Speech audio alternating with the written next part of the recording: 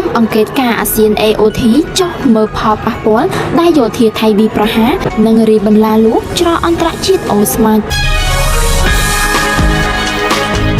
អភិបាលខេត្តឧត្តរមានជ័យលោកមានច័ន្ទយ៉ាដានៅថ្ងៃប្រហ័សទី8ខែមករានេះបានដឹកនាំក្រុមការងារចូលរួមជាមួយក្រុមអង្គការអាស៊ាន AOT ដើម្បីពិនិត្យផលប៉ះពាល់ដែលកងកម្លាំងយោធាថៃវាយប្រហារនិងរីបន្លាលួចចូលលើច្រកអន្តរជាតិអូស្មាច់លោកមានច័ន្ទយ៉ាដាបានលើកឡើងថាបន្ទាប់ពីមានការរំលោភបំពានយ៉ាងធ្ងន់ធ្ងរពីកងកម្លាំងយោធាថៃដែលបានប្រើប្រាស់អាវុធធុនធ្ងន់ក្លោងចូលមកក្នុងភូមិសាស្ត្រទឹកដីកម្ពុជាដែលបង្កឲ្យមានការខូចខាតហេដ្ឋារចនាសម្ព័ន្ធក៏ដូចជាផ្ទះសម្បែងនិងទ្រព្យសម្បត្តិរបស់ប្រជាពលរដ្ឋយ៉ាងដំណំនៅថ្ងៃទី8ខែមករានេះលោកបានដឹកនាំក្រុមការងារចូលរួមជាមួយក្រុម AOT ដើម្បីពិនិត្យផលប៉ះពាល់ដែលទាហានថៃបានវាយប្រហារលើច្រកអន្តរជាតិអូស្មាច់សង្កាត់អូស្មាច់ក្រុងសំរោងខេត្តឧត្តរមានជ័យគួរឲ្យដឹងថាក្រុមអង្គការអាស៊ាន AOT ថ្មីនេះក៏បានចុះពិនិត្យផលប៉ះពាល់ស្ពានអូជីតដែលរងការខូចខាតដោយសារយោធាសៀមឈ្លានពាន